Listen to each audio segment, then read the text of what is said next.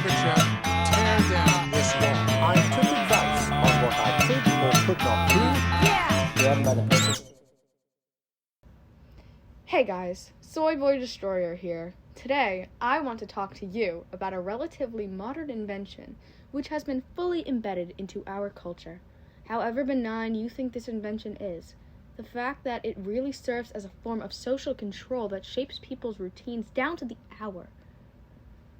And it may even be unconstitutional. Now, after hearing all that, you'll probably be blown out of your chair to learn that I'm talking about bedtimes. Yes, bedtimes. You may think that this is just a little footnote of life, but it has become so ubiquitous that we can no longer ignore its consequences. When I was young, my parents never gave me any bedtimes. They gave me advice on when would be a good time to go to bed, but if I decided I wanted to stay up for longer, they did nothing to prevent me from doing so.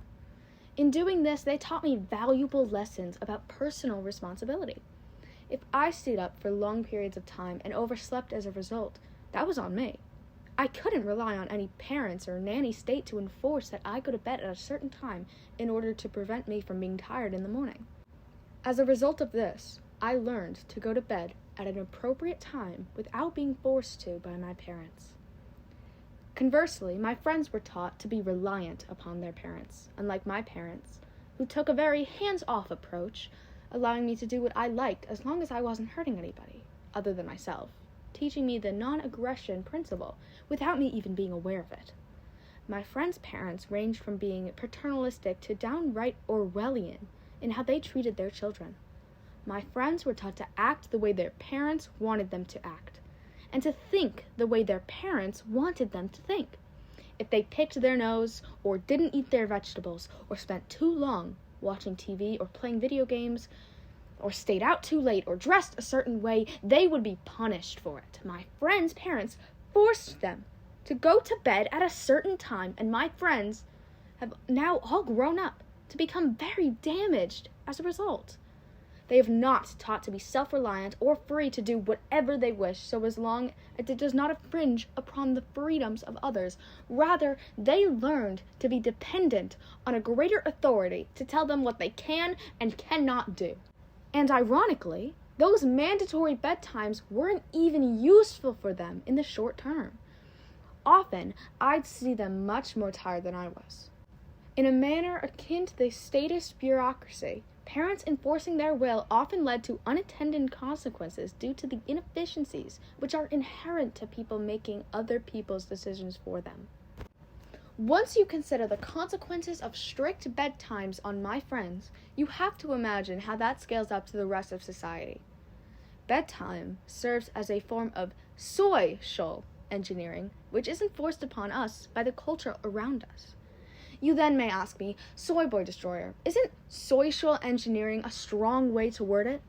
Well, I want you to consider the simple fact that the government sometimes forces bedtime on its own people. They simply call it a curfew. This is especially the case in authoritarian countries where curfews are used as a tool to stop protests and crack down on the populace. How is this not a form of social engineering implemented by the government onto its people? Some people correctly condemn these curfews by the government, yet those same people say nothing when the exact same thing happens in their neighbor's household. Nothing. Even when the authoritarian government has fallen out of favor, the authoritarian parent has not.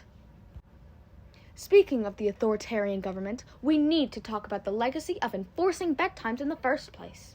The government plays fast and loose with the law every day, which is why they have allowed curfews to be enforced. But there's a strong argument that curfews, and by extension bedtimes, are unconstitutional.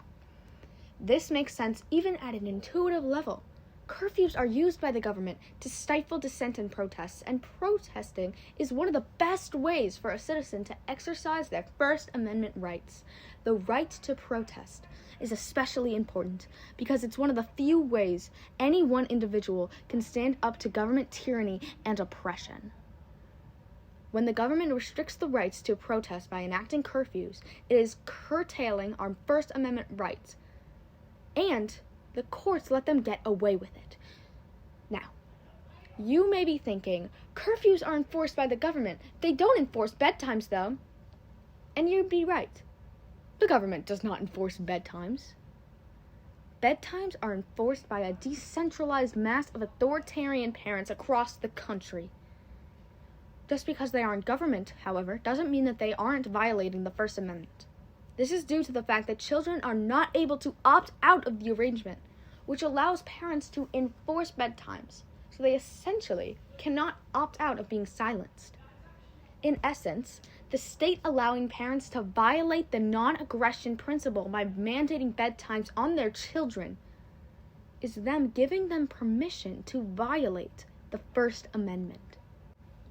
Even if you disagree with me about the constitutionality of bedtimes, we have to be able to see eye to eye on the gross immorality of forcing a sleeping routine onto someone else.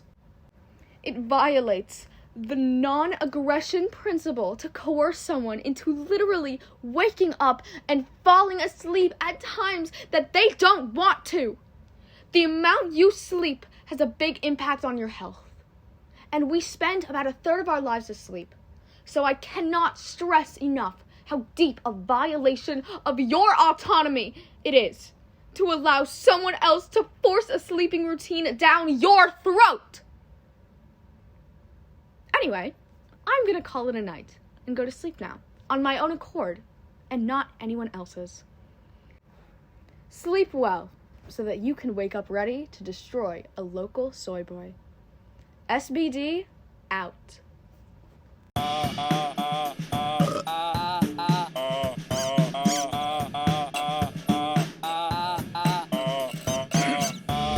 Mr. Gorbachev, tear down this wall. I took advice on what I could or could not do. Yeah, stop being a hypocrite! Freedom for everyone.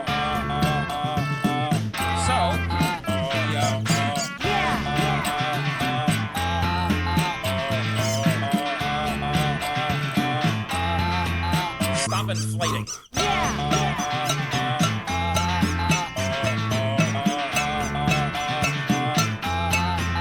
Yeah, madam.